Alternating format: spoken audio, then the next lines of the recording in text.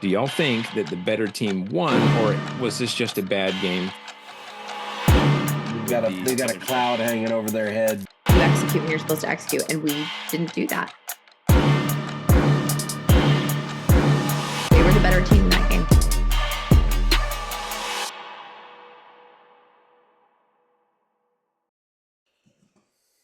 Well, it's feeling like 1922 in Nashville. Of course, I know, Matt, it didn't exactly go Tennessee's way this week, and I feel bad for you.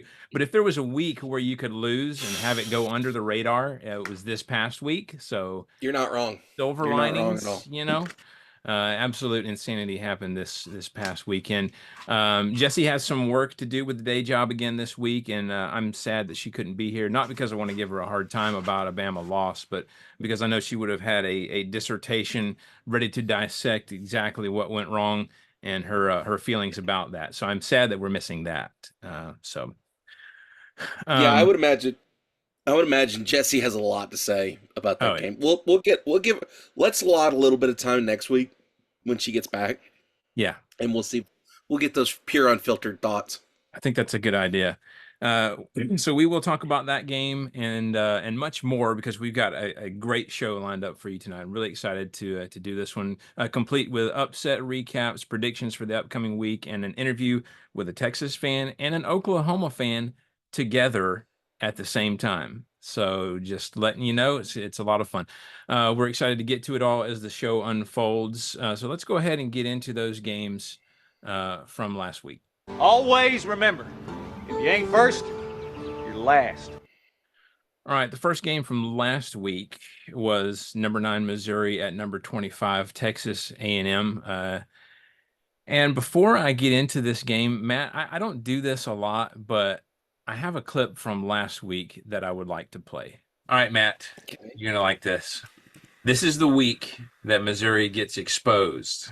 And so, and you weren't wrong. It was a little too on the nose for me to not play that clip. So A&M won this one 41-10. Matt got the point here. As we just heard last week, I said Mizzou would get exposed this week. I certainly didn't think it would be this bad. Obviously, the score that I picked was not this lopsided. Connor Wigman was a game time decision, and I'm not sure Mizzou expected him to start, because that highly touted defense had no answers for the A&M offense. On the flip side, Nick Scorton and Will the Blanket Lee, who there's a whole story behind that. And that stiff Aggie defense just dominated Mizzou. And that's, really all you can say about it. Matt, what are your thoughts on this one? This weekend was all about teams getting exposed, including mine, which we'll get to in a minute. But we've been saying Missouri isn't as strong as the national media nor the pundits have said. It was just a question of when they were going to get exposed, and A&M exposed them. And let's remember, this is an A&M team that is sneaky good. They're not great. I'm not going to put that out there. But this is a team that, when they can put things together, they're pretty good. And they did exactly that in this game. Domination from top to bottom. Drinkwitz had nothing he could do. They got shut out in the first half. And if you come out the first, second quarter, you're just playing catch up at that point. And even then, they couldn't do a whole lot. So overall, this is a great win for A&M. Gets them back into the top 25, I think. It gets them a little bit of a statement going in. Yeah, a little bit going into the season. So, kudos to Texas A&M finding a way to make it happen. But man, Missouri fans have got to be like, what happened? Where are we at? Again, there's a lot of fan bases asking that question this week. It's two different directions, really, because A&M fans are like, what is happening? Are we this good, or is this gonna just something that's going to come crashing down? And then Mizzou is just we talked about that soft schedule this year. This was one of those games that was a kind of a gotcha game for them along the way, and they fell. So we'll see what happens. We'll see how they respond. Let's move to Auburn at number 5, Georgia. Georgia winning this one 31-13. Jesse got the point here. Look, I'm not going to crow about this one. I'm not super excited. I'm excited for a win, obviously, but Kirby Smart said that for perhaps the first time, he was disappointed in the fans in this game. He Ooh. felt like the atmosphere of the game was not affected by them. He sort of gave them the benefit of the doubt a little bit because of the heat, but then he kind of went back on that, saying that, I mean, the players are playing in the same heat in full pads. So the end result of this game was not indicative of how close it was. I don't think this one was kind of it was a one possession game for much of it, with Georgia managing to pull away at the end. I said it a lot this weekend, and I believe it, that Mike Bobo might single-handedly run this football program into the ground. And I would describe the play calling this year as stubborn, predictable, uncreative. Teams know exactly what we're going to do. I was on Talking Bama last night with JT, and them said the same thing. Teams know exactly what we're going to do. It's just a matter of if they can stop it or not, right? There's several times during the game, like if it's 3rd and 1, I know exactly what we're going to do. We're going to do, just like a little run up the middle and hope guys can make a hole to run through. And that's, I'm like, if I can sit on the couch and I know what's going to happen, I know those experienced coaches on the other side know what's coming. So, here's another telling stat. Carson Beck is off target almost 10% of the time this year versus 5 or 6% last year. So not exactly the same Carson Beck in 2024 that we saw in 2023 so far. We'll see. Are we getting wins? Yeah, with the exception of Alabama, obviously. But am I particularly excited about Georgia football right now? Not so much. It just feels like a really bland style of play right now. We got to find some kind of fire. Matt, what are your thoughts on this one? I have to admit, I'm a little surprised that Kirby would call out the crowd like that. But I mean, he's got a point. There's been a lot of people that if you talk to them, I know a couple of Georgia fans I've spoken to. I think everybody's kind of gotten a little bit, what's the word, Wes? Complacent? Yes, that's the word I was looking for. Not apathetic. We're not there yet, but definitely complacent. A lot of people are just kind of milling their wheels until you get to the end of the season or until you get to a big rivalry game. So yeah, Kirby. Listen, I watched that clip and I was like, oh no, Kirby's going all in. I'm all for it. Like, go at him, coach. And I have nothing good to say about Kirby. Another point that I want to shout out for you, Wes, is there are several absolutes in this universe. And one of them is that Mike Bobo's not going to do a great job calling offense. It's a given. When they hired him back, we were all like, why? Why did you hire Mike Bobo? Of all the offense coordinators that possibly out there, you go after Mike Bobo. We've seen this movie already. We have seen it multiple times, Wes. Not just once, not twice, like 7 times. I've seen it more than I've seen Star Wars. I seriously have to question where the heck Trevor Etienne is. He had 16 carries in this game and 2 touchdowns. Yeah, but I just feel like he should be a bigger part of this offense. Like you said, Beck is putting up decent numbers, but nothing like last year. But then again, as the announcers during the game were very keen to say several times, I mean, you've lost Brock Bowers, you've lost Lad McConkey, you've lost some pretty big players for Georgia's offense, so that might play a part as well. But yeah, kudos for Auburn for keeping it somewhat close. But like you said, if I'm a Georgia fan, I have to ask questions about this too. Like, where are we going? What are we doing? Yeah, and it's stuff that they better figure out quick. And just one more minor note on the Mike Bobo thing is if we were to get rid of him, it's not going to be one of those easy things. I think it's one of those deals where if it were to come to firing him, you're going to have to go through some pain to get there. And I'm not looking forward to that. So anyways, let's move. Speaking of pain, let's move to number 1 Alabama at Vanderbilt. This is not a typo. Vanderbilt won 40-35. Nobody got the point, obviously. So here's a couple things. Vandy breaks a 40-year losing streak to Alabama, and the wild part is they did it in convincing fashion. It wasn't just a fluke. I mean, if you were watching this game, it wasn't just like, oh, well, they got lucky here and there. Like, they played really well. Now, there were some, happenstance plays. The pick 6 was kind of wild. But, I mean, other than that, Vandy just played really great. Historically, Bama, like Georgia, struggles against a mobile quarterback. And Vanderbilt used a lot of option, RPO, and misdirection to keep Alabama's defense on their heels. Vanderbilt's defense also made huge plays in this one. We talked about the pick 6 in the first half. Also, the strip sack fumble recovery in the second half was huge. Um, Bama cut into that lead many times, but Vanderbilt answered every single time, and it was just bizarre to watch. So Vanderbilt was 0-60 against teams ranked in the top 5 in the AP top 25 leading up to this game. 0-60 against that. Now they're 1-60. Now they're 1-60. Got to start somewhere, man. Yep. And then another Only fun way it fact. goes up now. Yeah, exactly. Another fun fact, Diego Pavia was the starting quarterback of New Mexico State last year when they beat Auburn at home. I don't know if you remember that wild game. I do remember So that. the common denominator here is him. And we were kind of joking, Will from the Door Report was on our show last week, and after the game last week, he may want to be on every week. And maybe we're a good luck charm of sorts. I don't know. But he's not allowed on the week that Vanderbilt plays Tennessee. That's not. Oh, there you go. There you go. Go ahead and cancel that weekend. The old saying, winning allows you to forgive a lot of things. Well, Alabama has a lot of things to work on, namely some culture issues brought to light by Malachi Moore and his behavior at the end of that game. And I suspect it wasn't just him, judging by the end zone dances while they're still losing to Vanderbilt. And I have some opinions on that as well. But Matt, I want to get yours. What are you thinking about this game? What were your thoughts? I mean, other than being speechless.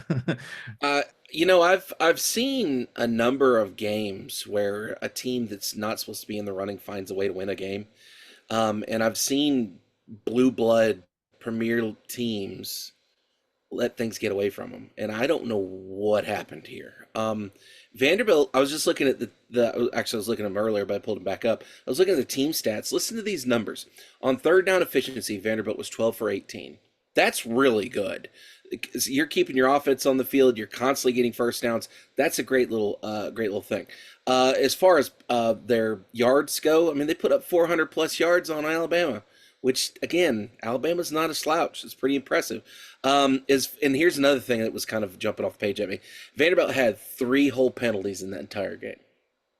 3. And we've been talking for weeks about how penalties are a bit of an issue in the SEC, and they had 3 of them for 20 yards. So that's also something. And then the other thing is no turnovers, so you played exactly the perfect game that you had to play. Again, Pavia did a great job of making sure that he was real safe with the ball. Running backs held onto the ball. Fantastic. No turnovers there. And then the thing that really stands out, and this is something that doesn't get near as much press as I feel like it should, is time of possession. 42 minutes to almost 18 minutes for Bama. Vanderbilt had the ball 90% of that game almost. I'm not a math teacher. That's probably not 100% accurate. But be aware. It was a lot. It was a lot. That's a long time for your offense to be on the field, which just means that Bama's defense, by comparison, is going to be dog-tired by the end of that game. And Vanderbilt's defense is going to be rock solid fresh. And I think that was the difference in this game, is the offense stayed out on the field. They converted first downs. They didn't get a lot of yards per se, but they were still able to convert first down when they needed to and able to keep Alabama on the ropes. So, again, I don't know what kind of voodoo they had before that game, but, man, give everybody some because, golly, knocking off the number 1 team in the nation. And kudos to Vanderbilt because we had Will on last week, and we talk real bad about Vanderbilt around here just because they're easy to pick on. But, man, you want to talk about a fan base that needed that win? Just wow. Yeah. And, you're talking about time of possession. That was really kind of Clark Lee's game plan coming in because obviously he knows how dangerous Alabama can be on offense and with those, chunk plays and stuff. I mean, look at they scored 35 points in basically 17 minutes, right?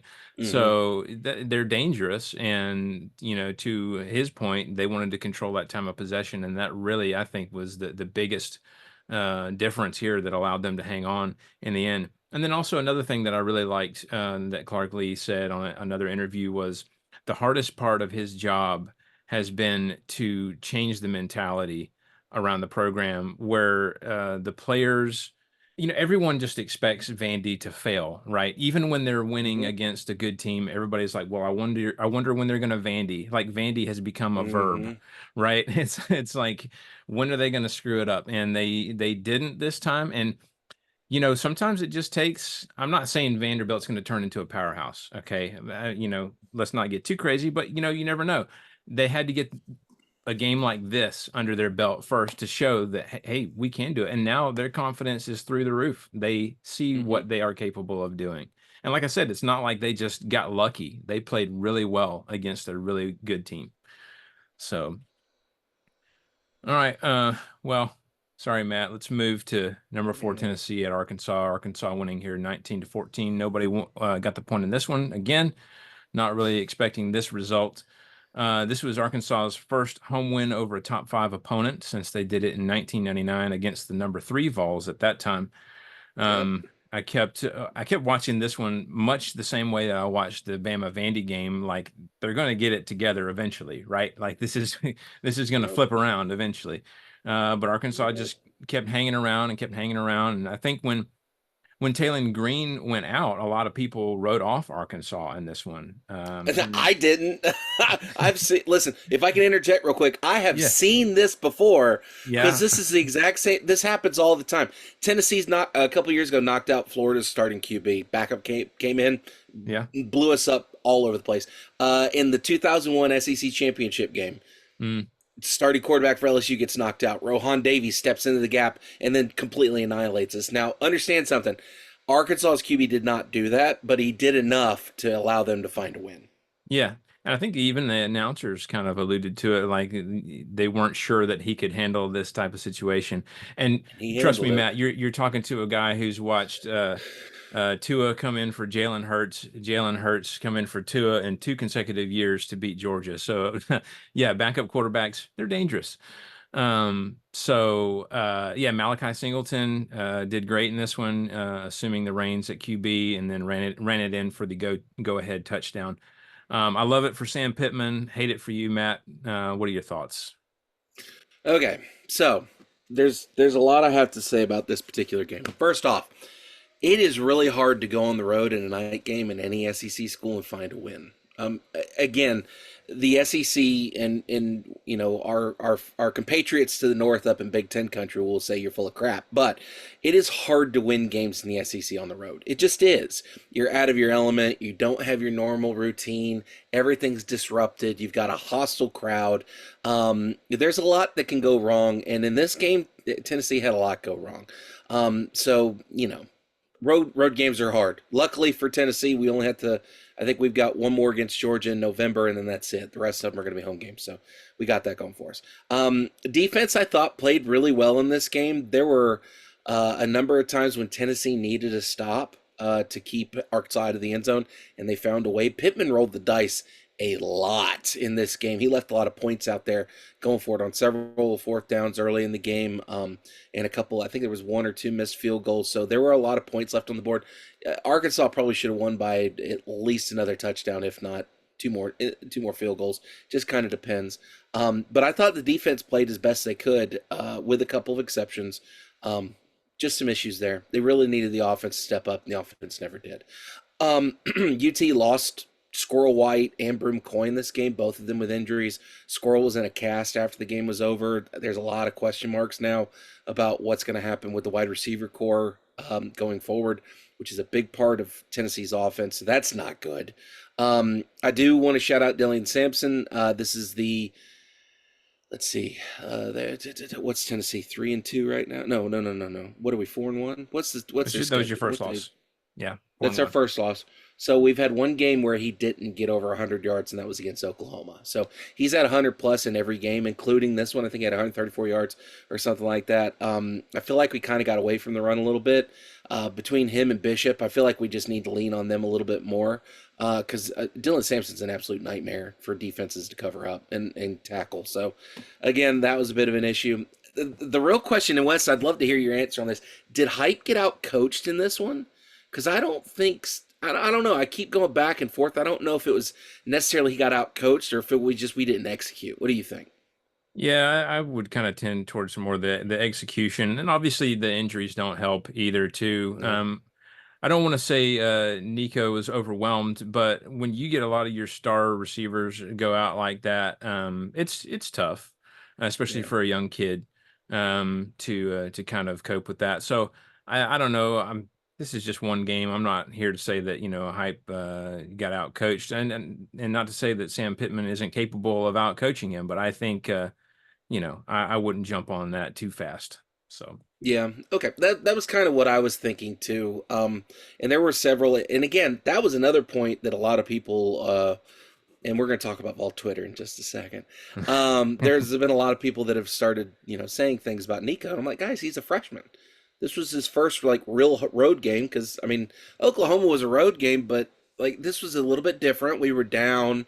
This was the first game Tennessee had to try and play from behind because that had never happened under Nico as well. So I mean, there's a lot going on there. So overall picture. By the way, kudos to Arkansas. Y'all found a way to get this thing done, and you did. So that's great for you. I'm happy for Sam Pittman. I'm not so happy for my team. That being said, we're fine. We are good.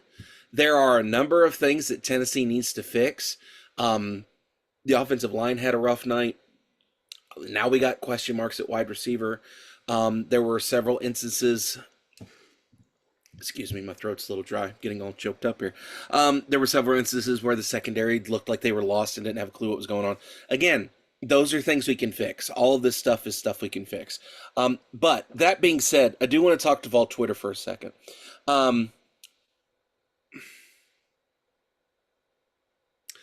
Mom, if you're listening to this, I need you to hit the fast forward button. You don't need to hear this. Guys, I need y'all to chill the fuck out. Like, calm down. It is not that serious. There are so many people. So we're gonna get demonetized real quick. Oh wait, we're not monetized, so it doesn't matter. Who cares?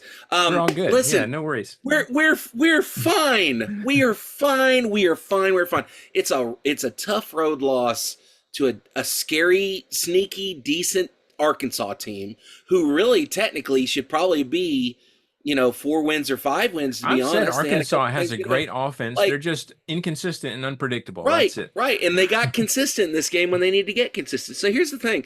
For those negavols, we have a term for them on Twitter. Those negavols. I need y'all to shut up and just put on your orange and calm down. Because there's no reason, zero reason to all of a sudden start talking about, well, maybe Nico's not the guy. Maybe we need to have a conversation about Heupel. Like all this negativity. It's like, guys, do you not remember the crap and the garbage we had to sift through for the past 4 years under Dooley, under Butch, under Pruitt? Like, do you not know what we looked like? Calm down. It is not that serious. It's a tough road loss. It is what it is. Now you've got to refocus, regroup, and find a way to beat Florida this weekend. It's just silly, Wes. It's so bloody silly, and I don't understand it.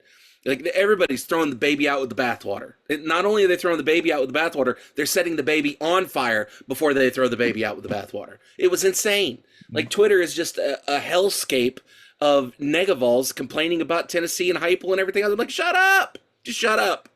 Yeah. End rant. And if I may jump on that, I would also like to talk to Bama fans a little bit, because you're already starting to see that a little bit.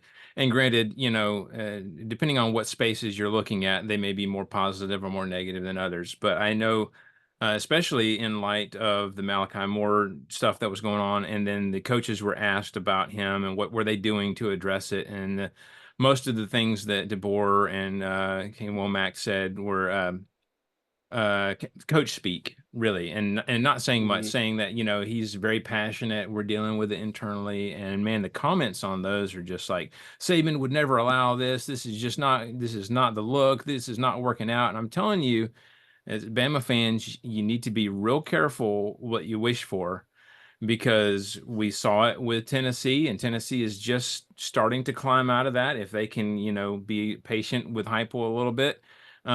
Florida's there right now. We talked with Dan about that, about what was the average tenure of a coach at Florida was like 3 years since I guess Urban. I think Urban was the outlier. Everybody else was 3 years. Yeah, approximately that span of time. So you got to be real careful what you wish for, because if you just throw somebody out when things are starting to get bad, then you may find yourself in a cycle that's going to last a really long time. And it's hard to get out of too. Yeah, Yeah, It was once you really get hard to in get that out of. cycle, it's hard to get out because then that changes the perception of the program. It changes the perception of the job. Do people even want the job anymore? It's like it changes things, and you gotta be Mhm. careful. So I would caution Bama fans on that. So all right, let's move to Ole Miss at South Carolina. Ole Miss winning this one 27-3. Jesse got the point. I really don't have much to say on this one, Matt. I see you have some things, but I mean, honestly, I think Ole I Miss do. is bouncing back from a rough week. South Carolina is just an enigma. Who can really tell what's going on there? What do you got? Listen, South Carolina is up, down, on, off, blue, white, green, or like it's just you pick something. You can't do it. Um, Listen, if you're a Carolina fan, I saw the post game presser, and I'm messing up the exact quote, but somebody asked Beamer. They said, "So what did you think about your preparation for this game or whatnot?" And he said, "Quote, he said we had a great week at practice. I'm surprised at how we played." Like that's not the answer you want from your coach after you get your rear end handed to you by Ole Miss. Now, granted, that mentality was just, um, I didn't like it. It left a bad taste in my mouth, and that may be kind of colored because I don't really care for Shane Beamer in the least. But again, I Couldn't know tell. if Josh Heupel had said something like that after the Arkansas loss, I'd have been like, bro, like excuse me, I said it wrong, bruh. Let's Bruh, as the kids evaluate. say. Let's Yeah. evaluate what's going on here. The other thing that I wanted to make sure we talked about in this game, um, is when me and Beamer agree on something, something's gone off. Something's wrong. Um, also in that post game presser, they asked him, "Hey, what did you think of these injuries that kept popping up?" And he made it. I mean, he called it. He said it looks a little funny when it happens after first down, and it seems to happen a lot at Ole Miss. I mean, Wes, you and I sat down and watched the Ole Miss Tennessee game. In was that 2 years It ago? I was think it was. the golf ball mustard game. It was the Yeah. golf ball monster game, and like every time Tennessee got a rhythm going, an Ole Miss guy would go down. And this is not the first time this has gone on. It happens a lot around Ole Miss, and it's like Kirk Herbstreit said a couple weeks ago. It's not technically illegal, but it is unethical as hell, and I completely agree with him. I really feel like there's something that needs to be done by the. I don't want to say by the NCAA because the NCAA is a toothless tiger. They're not going to do anything. But I really They'll feel just like find a there way to should be. mess it up too. Yeah, I just feel like there has to be something the SEC can do. Like, are the officiating What crews can can you do? do? Like, there's Like, how got. can you But I don't know. That's the how can thing. you I judge don't know how you intent? How combat can it. I mean, I know it's obvious sometimes, especially when a player is just standing there fine and then just like Keels over. I Yeah, get it, but like again, how do you create rules for stuff like that? I you don't can't. I don't know how That's you do. that's the problem. It's just it's a mess, and I don't know if Lane's telling him to do that or if it's an assistant coach telling him to do that. But like, It cracked me up when stop they did it. it on offense. Not last week or not this past weekend, but the weekend before. Oh, I Uh, missed that. yeah, it was on offense. Ole Miss. I think it was. Gosh, I can't remember. I think it was running back. Who Jackson Dart just basically turned around to him and it was like, "Go down." He was like on the ground. Like I don't understand why you're trying to slow things down on offense. That doesn't make much sense unless you're just out of timeouts. I don't remember the scenario, but it was weird. Anyway, let's. Wes, You got something else? before we move on, I do want to get your opinion on this situation that also came up during this game. Did you see Dylan Stewart after he sacked Jackson Dart with the whole Oh my the gosh, whole that the whole is. unloading the clip Oh my, thing? that Yeah, is the okay, worst. good. And so you The did see it. worst. I just want to throw this out there. There's been a lot of that that I've noticed over the last little bit. There was another clip I saw online of where someone like lifted their shirt, like Mhm. they had a gun in their waistband after they made a play, and I'm like, guys, what are we doing? Like, Right. especially with the climate being like it is, and with all the stuff that's been going on, like it's just.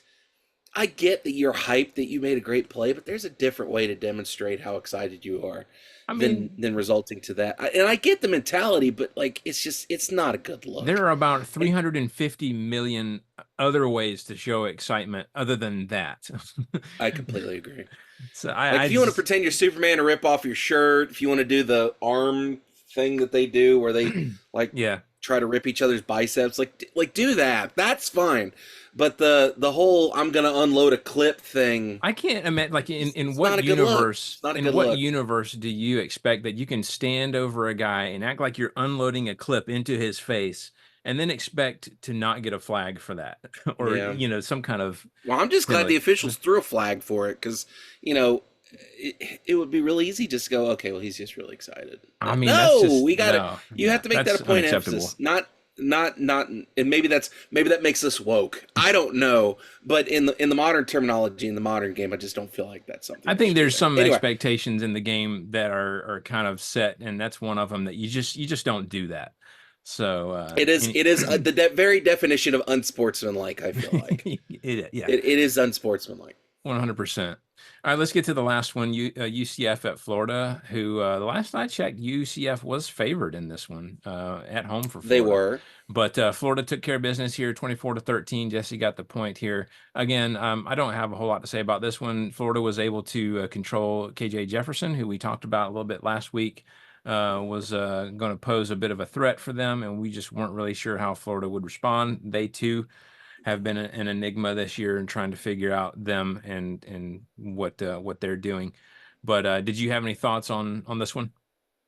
The only thing that kind of stood out to me about this game is I thought Graham Mertz looked okay. He had over 180 yards and a touchdown. I thought that was pretty good. Florida managed to keep on the field and give their defense plenty of time to rest. Again, I don't know if that necessarily means that Florida's great, because Florida didn't score a single point in that second half, which makes me wonder if UCF was in the process of kind of getting everything dialed back in at halftime. They made the adjustments to shut them down on offense.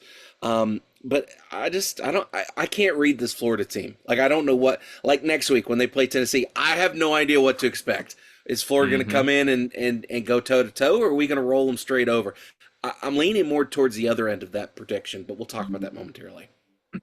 Right. All right. Well, pick 'em points as they stand right now. Jesse has 25. I've got 22. Matt has 12. So Jesse pulling out in the lead here. I am getting cooked. Again, to use the younglings jargon. We have so much football left to be played, though, so we'll see how that goes. And then I'm sorry, Matt, I did not do my due diligence and create a helmet sticker sting this week, but let's get to the helmet stickers. Yeah, we do need. That's something that I got to do. Matt, who are your recipients of helmet stickers for this week? We have helmet stickers. Come on, stickers. Work with me here. Why is it not showing up? There it is. There we go. It's right. It's right there. Why is it doing that? Stop it. It's right there. The logo. Zoom in on your device. You can see it. Buy the merch. Go buy all the merch, please. Not that we. I mean, yeah. Anyway, I had two helmet stickers this week. I mean, why not? You help support us. It's not like we're shilling our Patreon or anything like some other people do. First off, Le'Veon Moss, career night for him. Big game for Texas A&M. 12 carries for 138 yards and 3 touchdowns. I feel like that's a pretty good one. So I feel like that's a decent helmet sticker. I really feel like he earned that one. The other helmet sticker is not necessarily for a helmet, but you could put it on the stands. Because for my second helmet sticker, I really think this is something that the Arkansas fans and the 12th man at Texas A&M and the fans at Vanderbilt definitely earned themselves stickers for their support of the teams this week. So kudos to everybody involved for that. Definitely deserving. You could put that sticker on the goalpost too.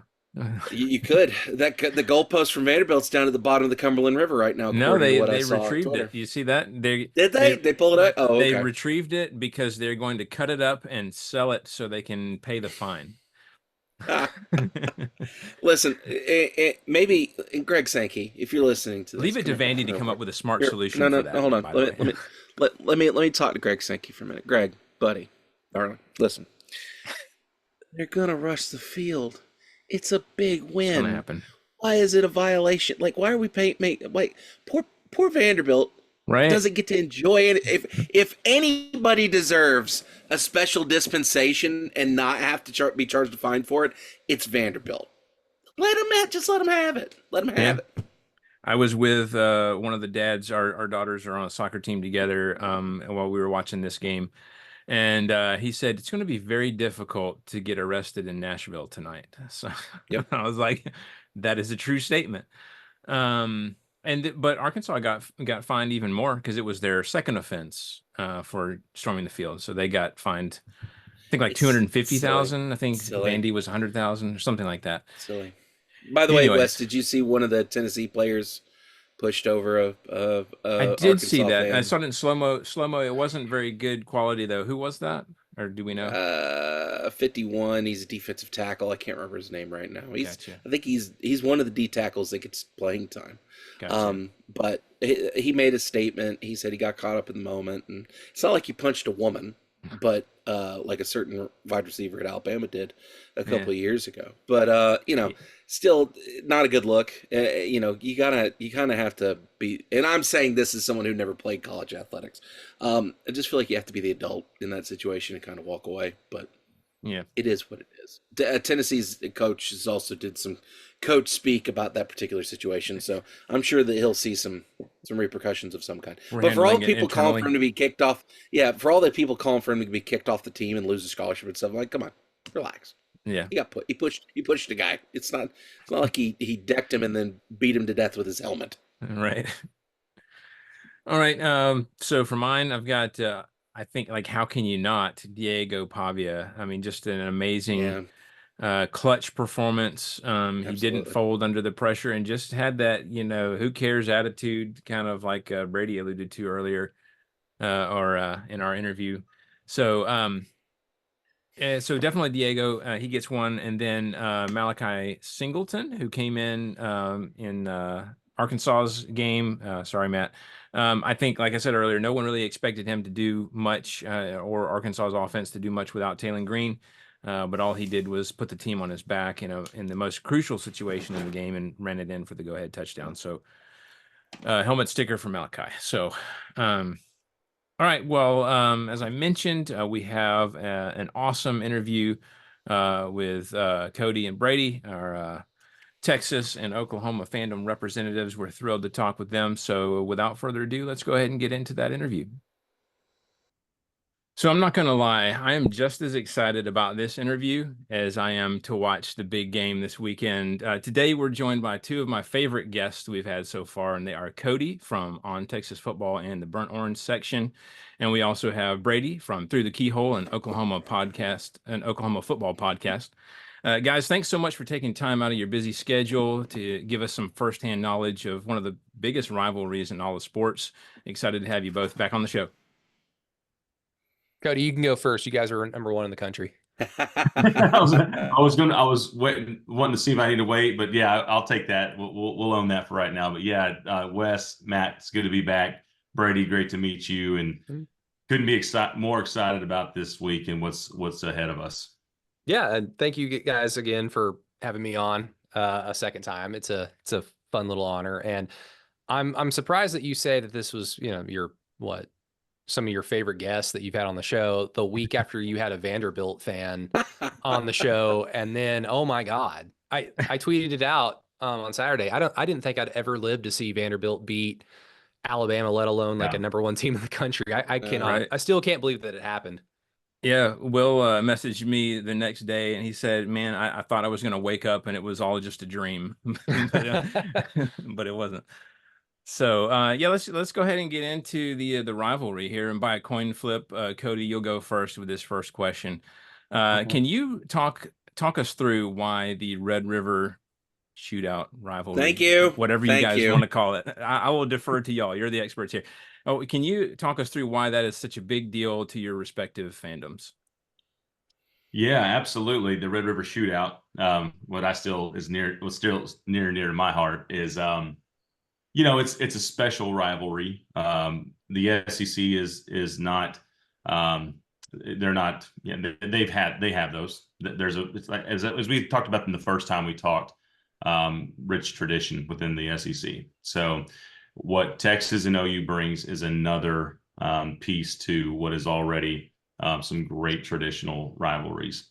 The reason that I would say from a Texas perspective, you have two schools that are separated from the Cotton Bowl. It's 196 miles to the Cotton Bowl from University of Texas. It's 191 from Norman, Oklahoma, where the Sooners play. So, they're within just a few miles. I mean, it's almost a perfect meeting place for both the teams to show up every year. It's centered around the State Fair of Texas, which is, if you guys ever get a chance to go to the State Fair in Texas, it's such a fun event, and they run it for first few weeks of October.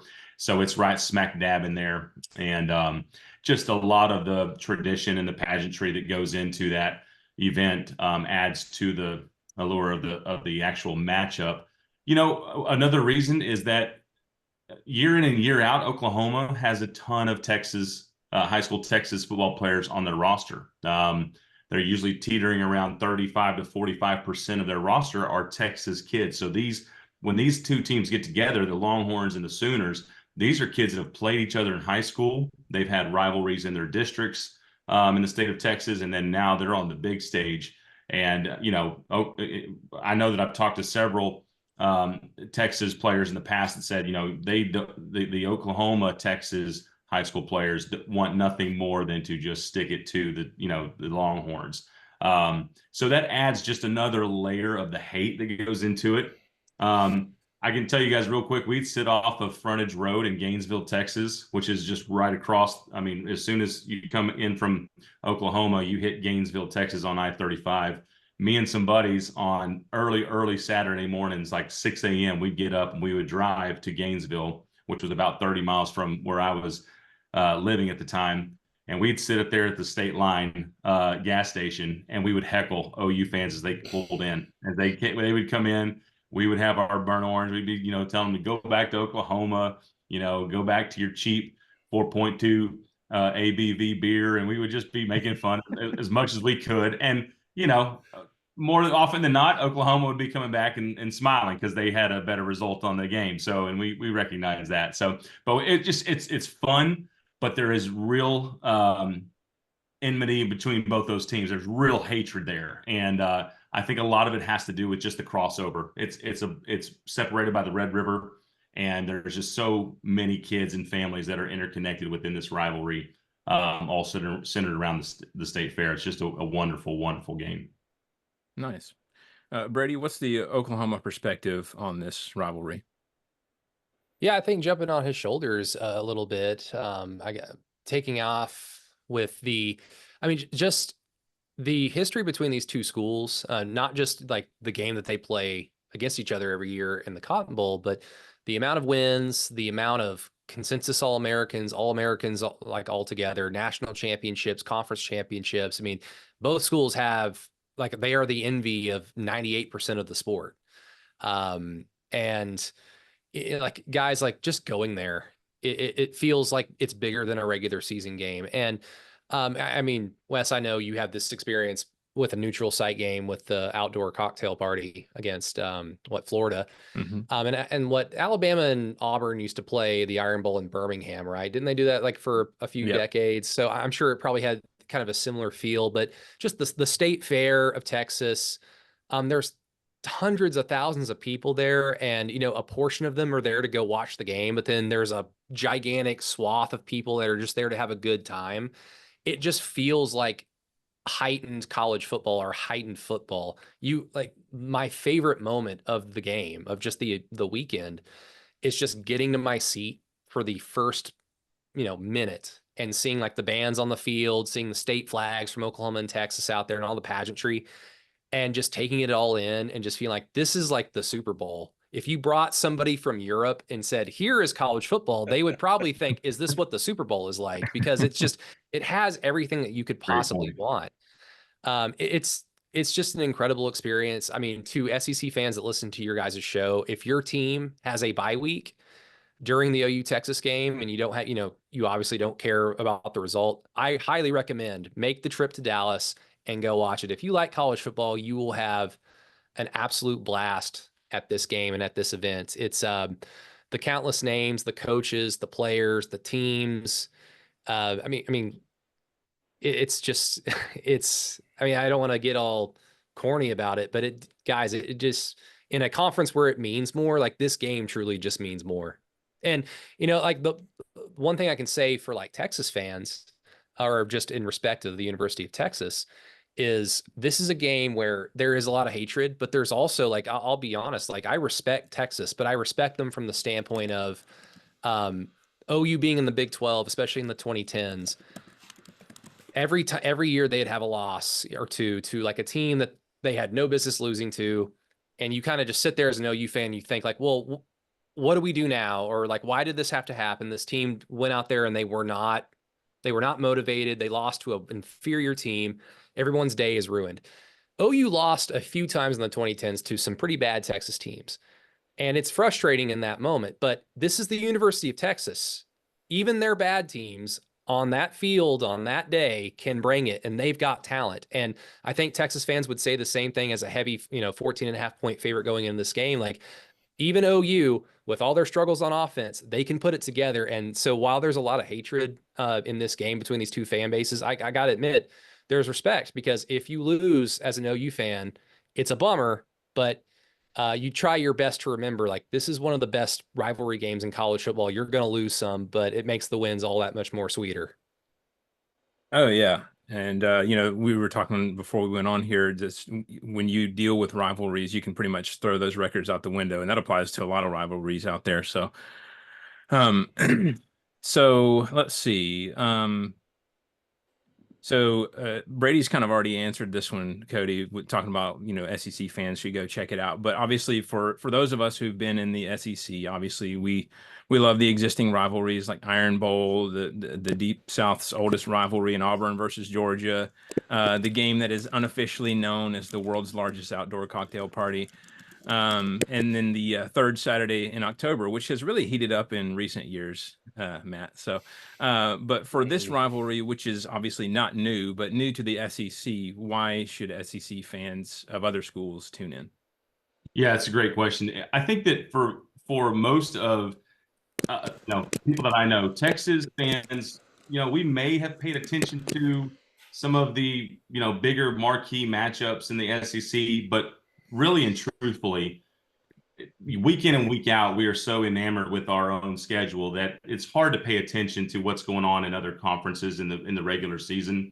And so now that we've joined up with the SEC, it's another matchup that's within that conference that matters. I know last week I was watching a few games as I was like kind of looking at teams that were ahead on our schedule and what can I look for. With we got Vandy coming up at Vandy. What's Alabama going to do? Well, that was kind of an eye-opening learning experience. What we probably shouldn't do when we go to Nashville. But we were also, we're also tuning into some of these games. Like I've watched Kentucky, and so you're watching these games now because it matters to you in your regular season. So with the opportunity for SEC fans to check out the Texas OU game, they can look and see, hey, what kind of formidable opponent will these teams be? What really is the Red River Shootout all about? Why should I, watch it? It's kind of a cool thing this year is it's starting at 2:30 as opposed to 11 a.m., which I'm a fan of. I don't ever want it to be a night game because that would be disastrous as it let out. But I'm glad they People found would die. Yeah. I think it needed to move away from the morning slot, but I'm glad that it didn't go to the evening. But yeah, I think it's just checking out two teams that now is going to be on a lot of people's schedules. Just the natural intrigue of a future opponent. That's really what it's about for me. It's like that's why I've been watching the SEC more this year than I ever have, is because I want to see what the conference offers. And when those big matchups come up, like we're going to have this Saturday with some major marquee matchups, it's going to be fun to see where your competition is going to be stacking up. When they come up on your schedule. For sure. Yeah, I love all the different rivalries and just the histories between the schools because, every localized area in the country has their own, history, not only of themselves, but, in relation to the other teams too. It's fascinating to me. Brady, let's start with you on this one. What is your favorite Red River memory? So I guess this might paint me as a bandwagon fan because, short answer, I started watching OU football in 1999. That was Bob Stoops' first year as head coach. Now, when you put into context that I was 8 years old during that, like the portion of that season, it probably makes more sense. I was just getting old enough to have enough patience to sit down for 2.5 hours and pay attention to what my dad was screaming at the TV for, my entire childhood. And If then there's someone out there who's calling an 8-year-old a bandwagon fan, then they're just sad. Well, Anyways. like a lot of like there's a lot of OU fans out there like that are of my generation that started watching OU football Right. When Bob Stoops started. And to the casual observer, that might seem like, oh, okay, so you bandwagon fans. Like, no, like most of us were kids during the 90s, so we didn't have to watch Peter Gardere steal OU's heart in the early 90s and watch those bad OU teams in the mid to late 90s until Bob got there. So, I've got two answers. So I'll have just an overall, probably an overall answer. My birthday, and this is not so you guys say happy birthday to me, but it is tomorrow. But the kind of point of this is every 5 years, OU Texas is on my birthday. Like it's usually the second Saturday of October, and usually every 5 years, the way the Earth's relationship with the sun and all that science stuff, like every 5 years, OU Texas is my birthday. So every 5 years, it's either a really good day or a really shitty day. 2 years ago was my birthday. I turned 33 and Texas beat OU 49-0. And the good thing about that game, when you don't have a quarterback, you kind of just take out any hope going into that game, and you just think, whatever happens, I don't care. And of course that happened, and I just thought, well, I can watch some movies on Hulu or something. I can busy myself with that. But like the good thing, I turned 21 in 2011. On that day, OU won 63-21 or something like that. So my 21st birthday of what I can remember was really fun. I was in attendance for the 2021 game when Caleb Williams came off the bench and Texas had a 28-7 lead in the second quarter. OU came back and won in regulation, which, I mean, that sentence alone is just weird to me. That was great, but probably guys like my dad was in the Air Force until I was 16, and the place we lived at the longest was Abilene, Texas at Dyess Air Force Base. And we happened to live there mainly during the 5-game winning streak from 2000 to 2004. And my dad would always go watch the OU Texas game with his coworker buddy who was a huge Texas fan. So we would go over to their house and be the only OU fans in like a room of 15 Texas fans. And so as a 10, 11, like however old I was, 10 or 11-year-old, watching Roy Williams jump over the Texas running back to hit Chris Sims and make the ball fly up in the air only to get intercepted, when it was just my dad and me losing our minds in that living room, like that's a football core memory that I don't think could ever really be matched. That's probably it, even over the games that I've been to in person. Right. That would definitely stick with you for sure. Cody, same question to you. Favorite memory of the rivalry? Yeah. What's funny, Brady, simultaneously while you were feeling the elation of that moment, I was having heartbreak at that same time. So, the wonderful thing about rivalries, and this is for any college football rivalry, you can throw records or rankings out the window. And so, there's been years where Texas shouldn't have been on the same field as Oklahoma, and we beat them. Same thing for Oklahoma. They've, reached up and beat us when they probably shouldn't have. And, I think the first thing that comes to mind is 49-0. Like that's just something that just doesn't happen in our rivalry. And I don't care if they trotted out Barry Switzer to play quarterback that day. We're gonna sulk. We're not gonna let the sulking stop. We're going to, make them eat every single bit of that 49-0 game. So that was wonderful. But we understood that they were kind of handicapped. I think I can take it back to 2008. We had a number 5 Texas versus a number 1 Oklahoma, 2 high-powered teams, both offensively and defensively. Really and truthfully, the moment that really sticks out amongst all these, great moments in this rivalry for me is OU went up 14-3 at the end of the first quarter, and this Texas team that had Colt McCoy as their quarterback and Jordan Shipley and, Quan Cosby. We had some really, really impactful players, they're just sleepwalking. And I'm like, what is happening right now? Sleepwalking through the game. The ensuing kickoff, Jordan Shipley took it back for a touchdown.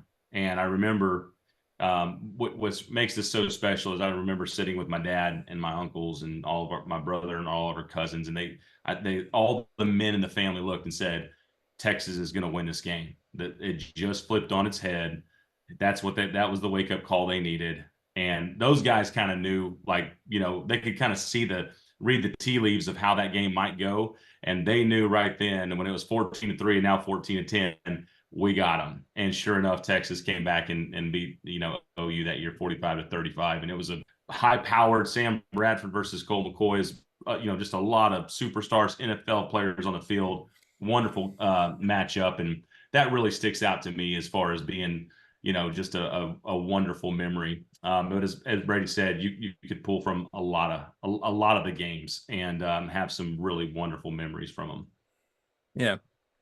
Well, real quick, so obviously Jesse couldn't be on the show tonight, but I asked her if she had any questions, and so I just wanted to kind of pose this one to both of you before I turn it over to Matt, if he has any questions. And so she had this, and I know Bama fans in general have a lot of strong feelings when it comes to storming the field.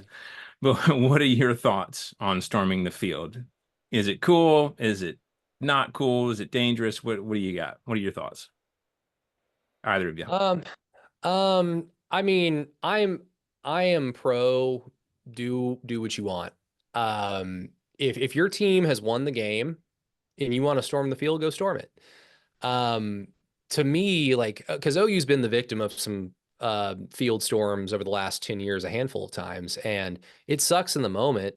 It doesn't happen that often, but it's kind of a compliment when you get beat by a Kansas and like in Lawrence and they storm the field. It's like, yeah, I mean, because we're OU. That's what happens. This does not happen a lot of times, that a Kansas beats an OU or an OSU wins the final Bedlam game in a rivalry that really, like, this is the rivalry podcast, episode. That rivalry is, I mean, to call it that is silly. But when your team wins, go ahead and do it. Now, as an elitist OU fan, I don't see any reason why we should. I mean, historically, OU has only ever done it one time, and it was in 2000 when they beat Nebraska, and they were the #1 ranked team in the country. And that was the culmination of a 3-week run where they beat Texas and then Kansas State when they were the 2nd ranked team in the country, and then Nebraska. And, after the 90s when OU was awful. So it was kind of like, oh my God, we're back. It was a field rush, not just for that game, but for like the last 10 years of, just pent up rage. But ever since then, OU's had a handful of great victories at home, like a lot. But there's really no need to do it. I mean, I don't know. I don't foresee another situation other than nowadays with the whole factor of playoff games potentially being played, at your home stadium. I could see that situation occurring. And if that's the case, like, I guess it calls for it because you're just one step closer to a national championship. But I will bring this up because, I mean, we don't have to get into this. This is just something I talk about on Through the Keyhole every once in a while. The idea of hosting playoff games sounds great, unless you're located in Norman, Oklahoma, where the second week of December is typically awful weather outside, and it's windy and it's cold, and it might be an ice storm. And it's like, that might be an advantage for OU, but I don't necessarily want to be outside in that environment at that time of year. But you know what? If OU's playing football, I'll probably go do it. And if we have to rush the field because you went on a late field goal, so be it. I'll be out there, warm up that way. Yeah. Cody, what are your thoughts? Yeah, for me, I kind of follow where Brady does with this. It's like, the game is for the fans. They're the ones who they pay the ticket price. They purchase the beer. They're bringing their jerseys. They're the ones who are fueling, everything to create the home field advantage. And, if a fan base feels good about a win and they want to jump on the field and celebrate with the team, who am I to say they shouldn't do it? And in the same mindset as, like, does Texas do that often? No. But I mean, if October 19th comes around and Texas happens to get by OU and Georgia comes to town, I would not be mad about Texas jumping on that field if they were to happen to beat Georgia. Like, I like moments like that, I think, are worthy when you have, like, just a a first ever. It's the first ever time we're going to play Georgia at home. And that's saying that. And I'm speaking if things go our way, but I don't have a problem with it. I think that these most of the time they're kids doing it, and can it get a little crazy? Sure. But those football players are college kids too, and a lot of them are friends. A lot of them, they know them, and I just think that probably is why it's so much. That's one of the areas that it sets itself apart from the NFL that I still like to hold on to, because I like to have that separation as much as possible as we are ever evolving closer and closer to an NFL product. Yeah, we really are. The one time where I'll probably get a little like elitist or question, like, why are you guys doing this? So 2 years ago, Brent's first year, OU's going into their final regular season game in Lubbock against Texas Tech. And I think both teams were 6-6. And I understand it because the student section, like the kids that are storming the field, most of them don't know the history of they just know OU's like a big football school.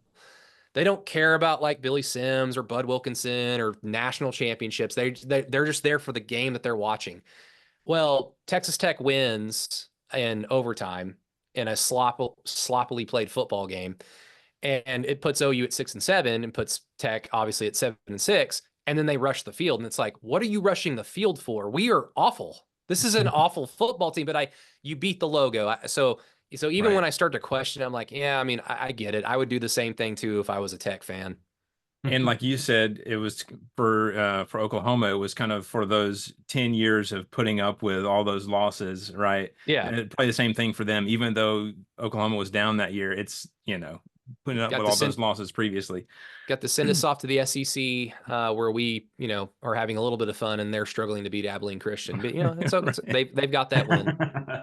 That's right. Hey, Matt, did you have any questions for these guys? No, I want to get a predictions. I want to know what they think about the game this weekend. Yeah, let's hear it. What do y'all got for predictions for this weekend?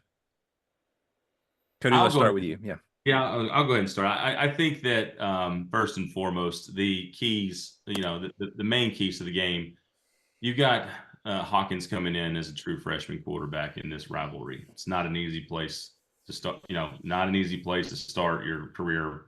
I think a lot of it's going to rise and fall on, is he going to play out of his mind and just not care about his youth and just make some crazy plays? If he just comes and balls out, I think Oklahoma can stay close. I just think that right now, Sark is on a mission, and I don't see a whole lot of people getting in that way. And I don't see Oklahoma really matching Texas. And that's really what, at the end of the day, is it's X's and O's and matchups. And matchup wise, I don't think that OU can keep up at this, at this time. So for me, I'm not going to say a specific score, but I'll say if OU keeps it under double digits, I'll be surprised. Okay. Brady, your thoughts, your prediction? Yeah, I mean, OU's kind of up against it. I mean, everybody knows. What I will say, like Cody, I will exercise some caution, and this is coming from somebody that has dozens of times, especially when it comes to the OU Texas game.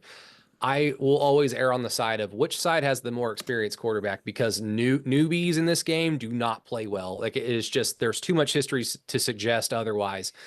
I mean, the Lincoln Riley era kind of like threw a monkey wrench in that, because he was taking on a bunch of experienced transfer quarterbacks like Jalen Hurts. I mean, I guess Jalen was like the only one, but it was just a string of first year superstar quarterbacks. So it's not necessarily the norm, but where I'll exercise some caution with that is I would 100% agree with you. If I didn't go to the Auburn game and watch Michael Hawkins just not give a damn about the environment, the offense was not pretty. I don't think it was really set up to be pretty.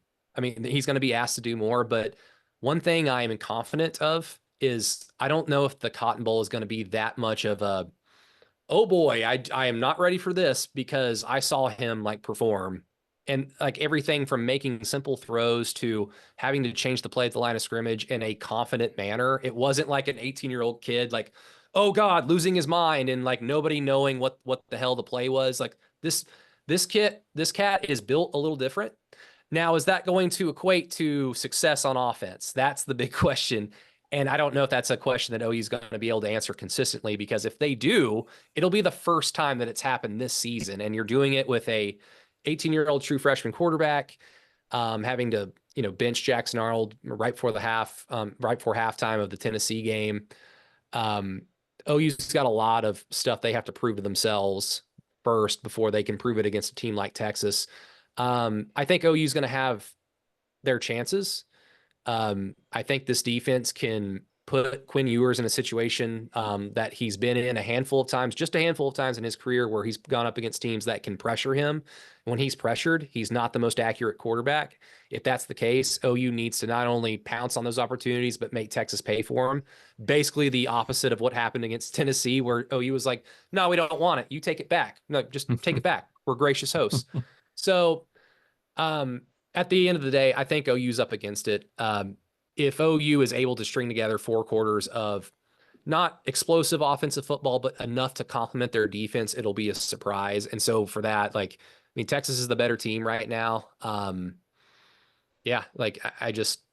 OU's got to prove other things to themselves so that they can set themselves up to potentially beat an Ole Miss or a Missouri or an Alabama or an LSU down the road. It's just a little too early for me to be like gung-ho, they're going to go beat Texas right now. They just got too much to prove. So Brady, I hear you say, what I'm hearing is you're saying you're thinking Texas is going to win. Yeah. Now I will say, I thought Texas was going to win last year. And yeah, no doubt. I sulked the entire week because Lincoln Riley leaving kind of put the program on a different trajectory in the short term. And Steve Sarkisian at Texas having that extra year to develop his program and develop that roster, it just seemed like OU's a pretty good team, last year. OU's a pretty good team, but Texas is just a little bit further along, and it's not fair that we have to play this game right now. We just need a little bit more time. And after I think the first play, the OU kicked it off and OU dropped the returner at the 15, I just suddenly had this feeling of, oh wait, screw this. No, let's just beat them today. And then I think 2 plays later, Quinn Ewers threw that pick, and then OU scored a touchdown. And I thought, okay, maybe there is a chance, moving forward. But OU's going to have multiple turnovers in this game, and their offense is going to have to prove that they can be nice to their defense and make Texas pay for it. But again, like I said, if they do that, it'll be the first time this has occurred all season, and it'd be a great time to start, but I don't know if you can necessarily count on that in the Cotton Bowl. Yeah. Well, and the truth is that, with all due respect, I really was impressed with Hawkins versus Auburn, but Texas is not Auburn. And it's a little bit different. It's not Auburn. It's not Auburn per se. It's the environment. So Jordan-Hare is a difficult place to play, regardless. And that's one thing that I think that maybe not a lot of SEC fans know about. The stadium is split down the middle with Texas and OU.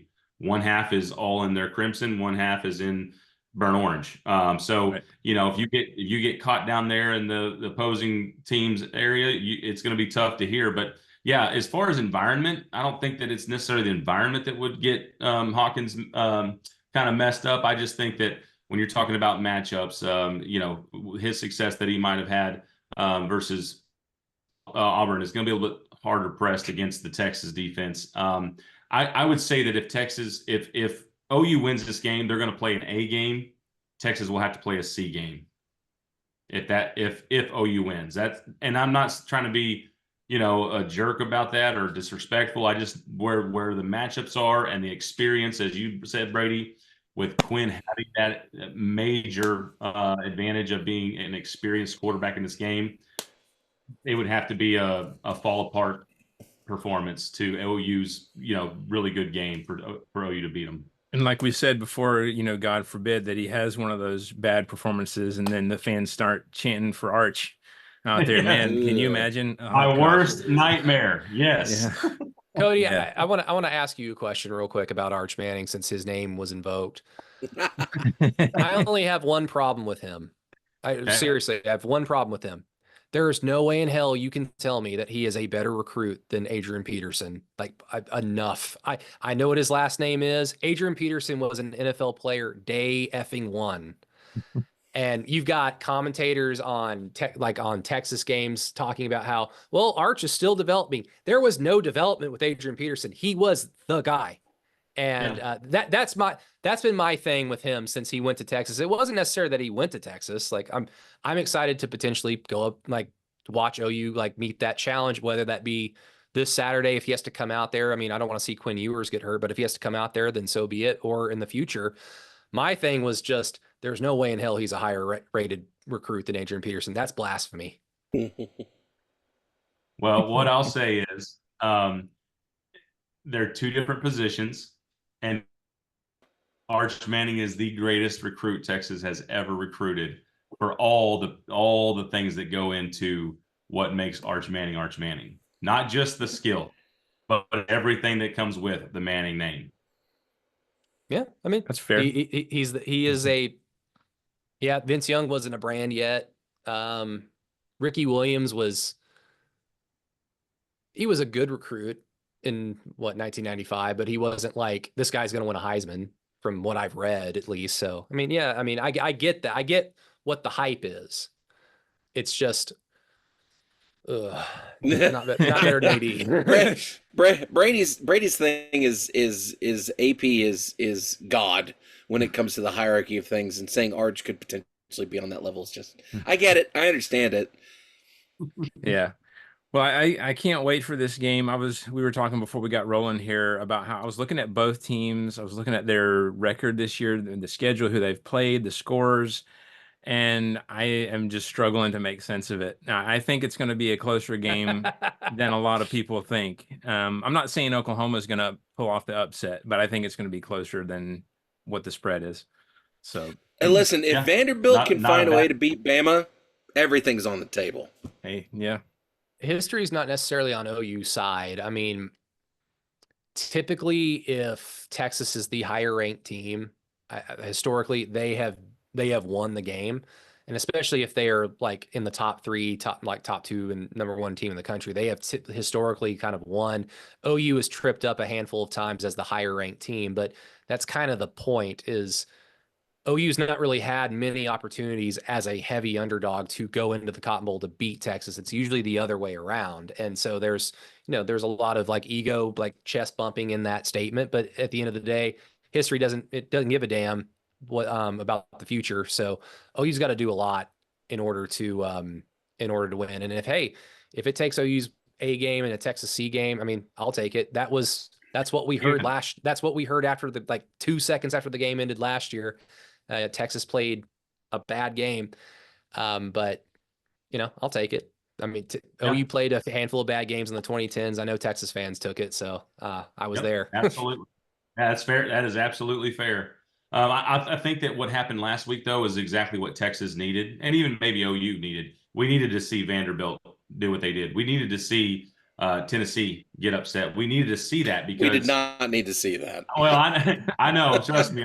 Again, I don't know if you remember, Matt. I live in Knoxville, so it's been a hellacious it's week. Been miserable. Yeah. So, but that's what Sark's sitting there with them boys saying, "Listen, it can happen. Nobody is untouchable." And I think just seeing that is exactly probably what Oklahoma needed to see too.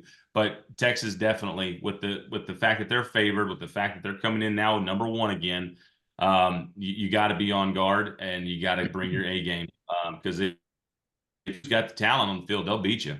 Yeah, I feel number one spot's dangerous. I feel bad for Josh Heupel. He played a team that kind of looked like OU, and so he was probably thinking like, I'm gonna take my foot off the gas the entire game because I'm still playing OU. It's the second half still in Norman. I don't want to beat my old team. We talked about it earlier. I have no idea what's happened, but we'll bounce back. Yeah, it'll be okay. Well, guys, I really appreciate you taking time out of your schedule. Last but not least, let's get those social media. Where can they find you on social media or wherever? Brady, let's start with you. Yeah, it's at Brady Does Sports on X. I hate saying that. It's Twitter, but it's at Brady Does Sports. And if you want my crazy OU thoughts alongside my more level-headed and smarter co-hosts, It's at Keyhole Pod on Twitter. We've got a Patreon, patreon.com/through the keyhole. And then we have a free website where Alan Kenny and Peyton Guthrie put out a bunch of great OU written content. That would be keyholepod.com. So yeah, keyholepod on X, and then keyholepod.com and patreon.com/through the keyhole. Good stuff. Cody? Awesome. Yeah, same thing. Brady's kind of weird to say X, but yeah, as far as on X, it's Cody. Let me remember this real quick. Yeah, Cody C_OTF, and that's for On Texas Football. So Cody C_on football. Also, we have what we're starting up is called the Burnt Orange section. So we're going to be actually, going live with our first stream this Thursday night. So if you go to YouTube and look up the Burnt Orange section, or on X, the Burnt Orange section, you can find us there as well. So we're going to be putting together some pretty cool stuff here shortly. Awesome.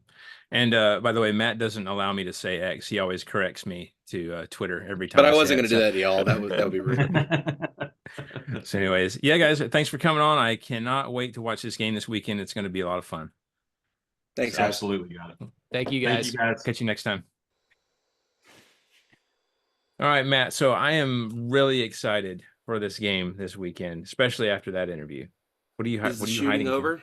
I was hiding because there's a shooting. Then Red River. It's a Red River Shootout. I'm in cover, Wes. It's the rivalry, Matt. It's not. It's the RRR. Now let's make it even more difficult to say. Listen, I don't care what anyone says. It's a shootout. If nothing else, I would rather call it that just because it's easier to say. Yeah, the Red River rivalry sounds like if you have a speech impediment, you're screwed trying to talk about that game. Majorly difficult. So, as we mentioned, exciting games coming up, and we just talked about one of them with them. So let's go ahead and get into the upcoming games. Ladies and gentlemen, let's get ready to rumble! All right, so point of order here. Jessie was not able to put in her picks yet, but she gets no points. She will get them in before we will track it. She will get them in before the games start. So, no. How about this, Wes? Why don't we do this? If you get the thing right, you get the point. Yeah. If Jessie gets the thing right, then I get the point. And if I get it right, then I get the point. Well, Jessie doesn't need the points. She's already ahead. Great. That's okay. It's all right. It's fine. Yeah, so it was worth a shot. We'll see. All right, so let's talk about the first game. South Carolina, 3-2, 1-2 in the SEC at number 7. Alabama, 4-1, 1-1 in the SEC. Noon on ABC. I think that's that would be an 11 a.m. kickoff in Alabama. Yeah, they're on Central Time, right? Yeah, so this is, like I said earlier, I was on Talking Bama, and we all kind of said the same thing. Appreciate them having me on the show, by the way. They let a Georgia fan in their show, mainly because I had mentioned about in Kirby's first year, he lost to Vanderbilt as well in 2016. And so I was like, it's not the end of the world. Sometimes it happens, and it was Tabor's first year. So anyways, so thanks for having me on, guys. But as far as this one goes, I think this is where Bama finds out what they're made of. How did they respond to getting punched in the mouth last week? I'm not concerned about Alabama just yet, but if they come out and they have a lazy start in this one, in this 11 a.m. kickoff, then. And if they let South Carolina hang around a bit in the first half, I'm going to start to get concerned as a Bama fan. If I was a Bama fan, so until they show me that they're not responding the right way, I'm going to assume that they will. We'll see. I'm going to go Bama 35-14. Matt, what do you got? Wes, you know what assuming gets you, right? I do. It's yeah. I'm under the same mindset. I don't foresee DeBoer letting Bama sleepwalk their way through the lead up to this game. So I think Bama's going to win. I think they're going to cruise pretty easily too. Again, South Carolina is so confusing because sometimes they look okay and then sometimes they just look like dog water. So by the way, that's my third reference for the kiddos this week. I'm trying to be applicable. That being said, I think I like Bama's chances here. I feel like they're going to open it up. I think Carolina gets a late touchdown to make it look somewhat closer. So I'm going to say Bama 38, South Carolina 14. All right, let's get to the next one. Number 21, Missouri 4-1 at Massachusetts 1-5. Noon on At ESPN Mass. 2.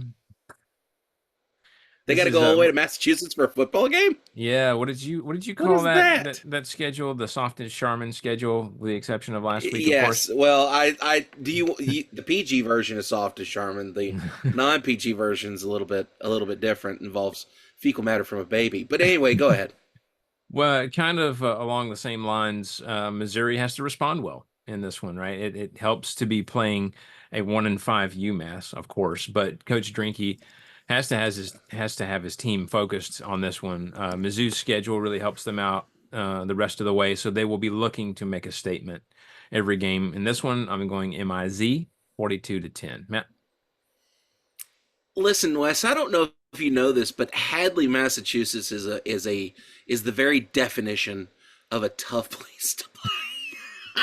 Couldn't even Sorry. finish it. I could not. Listen, any mascots that's called the Minuteman is probably not going to do so hot against somebody called the Tigers. So yeah, I think Missouri's going to bounce back here. I still think Missouri is overhyped and not. And as a guest last week, or a couple weeks ago, said they're mid.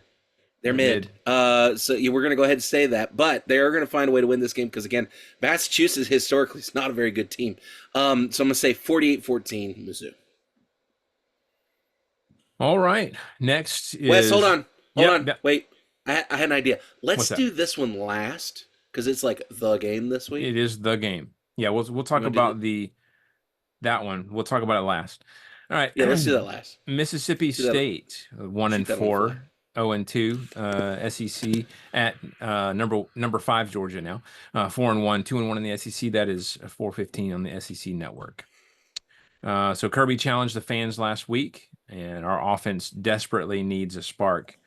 If you can't get it going against Mississippi State, then that might be the last major red flag before we really get exposed. I'm really hoping the opposite happens, though. I'm hoping the fans really affect the game. And I hope Bobo finds some kind of creativity we didn't know he had. If for nothing else, just to get the morale of the troops and the fans back up. So Michael Van Buren at quarterback for Mississippi State is a little bit of an unknown. So the dog defense definitely needs to throw a few different looks at him, get some pressure, and get him flustered early. I mean, I think the dogs can get it done. I'm just hoping that defense can lock them down, and then the offense can just have a little fun. I'm going Georgia 42-6. Matt, what do you got? Spread in this game, according to the stats I just looked up, are 32 for Georgia. Good teams win games. Great teams beat the spread. Yep. I don't think Georgia's great this year. That's fair. So that being said, I'm going to go ahead and I'm going to pick Georgia to win this thing. But I think Mississippi State finds a way to kind of hang around. And again, it's still going to be a blowout, but again, they're not going to beat that spread. So I say UGA 38-19. Okay. All right. Next is Florida, 3-2, 1-1 in the SEC at number 8 Tennessee, 4-1, 1-1 in the SEC. That is 7:00 on ESPN. I think a home game helps Tennessee here. Florida's playing better, but I think that they kind of get knocked down a peg here by a Tennessee that will be looking to correct last week's mistakes. I'm going Tennessee 31-17. Matt, what do you got? Yeah, I think Tennessee traditionally for the last couple of years has played really well at home. The last time we played Florida at home, we beat them pretty good. So I think this is going to be a bounce back game for Tennessee. I think we're going to be a lot more focused. I think the offense is going to work out some of the kinks that we saw against Oklahoma, some of the kinks that we saw against Arkansas last week. So I'm gonna go out on a limb here. I'm gonna say Tennessee bounces back big. This is also a Checker Neyland game, so that's going to add another layer on top of it. So I'm gonna say Tennessee rolls in this one 42-20. Okay. All right, number 9, Ole Miss 5-1, 1-1 in the SEC at number 13 LSU 4-1, 1-0 in the SEC. 7:30 on ABC. Ooh, this is a big one, isn't it? I mean, so Ole Miss is favored in this one, but it's in Death Valley. Ole Miss has had some struggles this year. This is kind of The first decent opponent they faced was Kentucky, and they lost that one. Now, they righted the ship last week against South Carolina, but I don't know how much confidence that gives me in Ole Miss, seeing that South Carolina has been a bit of a wild card as well. LSU's kind of in the same boat, though, having lost to USC in the opener.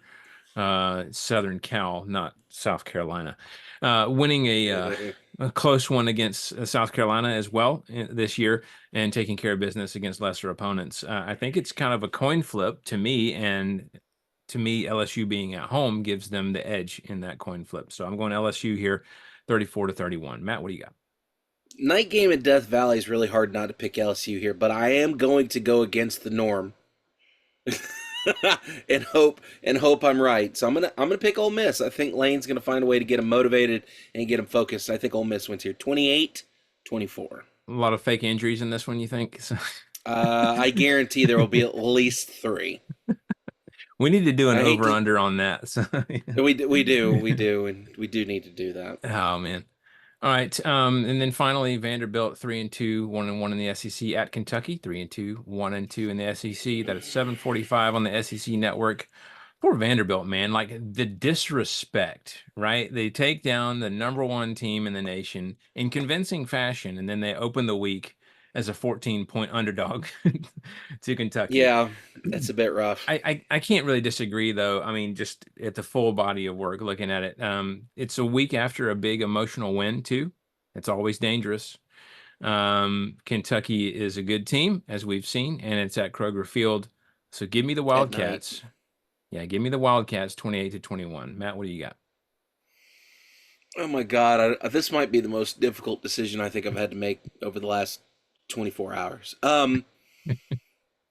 Golly, my heart's telling me pick Vanderbilt because surely they're ready to go. They're going to be able to roll. But man, right. Hangover games are a thing. Just ask Bama. And you want to talk about the largest hangover in the history of hangovers? It's got to be Vanderbilt after beating Bama. So I'm going to have to go Kentucky. I don't want to. I want Vandy to win this game. I'm going to say Kentucky. I'm going to say 24-14. 24-14. Totally wrote 25-15, but you get the idea. Yeah. 24-14 Kentucky. Okay.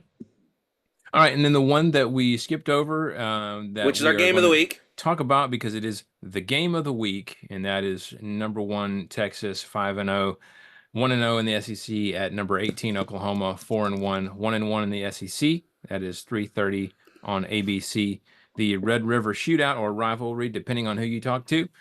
Look, Texas has played a bunch of lesser opponents and a very sus Michigan team. We don't truly know that much about them. Okay. Oklahoma, on the other hand, has played a bunch of lesser opponents, lost to Tennessee in a tough game, and beat a struggling Auburn team, albeit on the road. We don't truly know that much about them.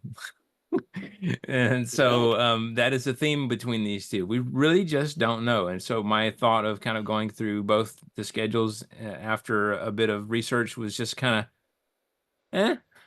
I don't know. I think Oklahoma keeps this thing closer than people expect. Plus, it's in Norman. Well, actually, no. Sorry, it's in Dallas. Sorry. I'm excited to see what Hawkins continues to do in that Oklahoma offense, and I'm really interested to see who comes out there at QB1 for Texas. Look, I know this is supposed to be a foregone conclusion. Sark says that he feels good about Ewers starting. We will see. We will see how he performs in the game. A ton of variables here, but my feeling is that Oklahoma makes it close, but Texas is able to eke out a win on the road or in Dallas in a classic in what is already a storied Red River Shootout rivalry. Texas wins this one 31-24. Matt, what do you got? Yeah, I think you got a point, Wes. I mean, Texas really hasn't played anybody, and if there's been a common theme that we've seen this year in the SEC, if you haven't played anybody, when you finally do run into somebody, you get popped in the mouth. You don't have to go very far to get that look, because there's been several teams over the last 2 or 3 weeks that have gotten, quote, exposed. That's the word for the week, by the way. They've gotten exposed when they played tougher opponents. I still think Texas is going to find a way to win this thing. Like Brady mentioned earlier in our interview, or maybe it was Not Brady. Cody. Help me out. Yes, Cody. Thank you. I knew it started with C. I wanted to call him Colt for some reason. Again, Oklahoma doesn't have a quarterback. They do have a quarterback, but I don't know if he's going to be able to handle it here. I'm going to say Texas wins 28-20. Okay. All right. Well, I am very excited to watch that one and a bunch of other good ones here on the slate for the upcoming week. So that pretty much does it for this week. We really appreciate Cody and Brady coming on the show again. It was a blast to talk to you guys and get a little bit more perspective on this rivalry between Texas and Oklahoma. Excited to watch the game. If you would like to contact us, please do so at email at pigskinsandpageantry@gmail.com. We are at Pigskins and Pageantry on TikTok, Instagram, and Facebook. We are at PPSEC Podcast on Twitter. We are available for download on iTunes, Spotify, Amazon Music, TuneIn Radio, and most podcasting apps for iPhone, Android, and other operating systems. If you enjoyed the show, please subscribe and review. We'd appreciate those 5 stars to give us higher visibility and have more of a chance to talk with wonderful people like yourselves. So like, subscribe, all the good stuff, and we appreciate that. Until next time, it's going to be a fun week of football. Go Dogs.